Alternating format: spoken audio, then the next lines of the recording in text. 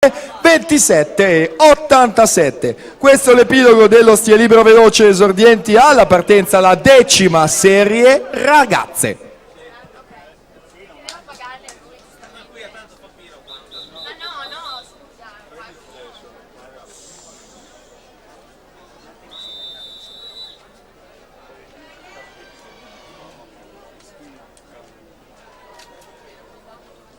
Take your mark.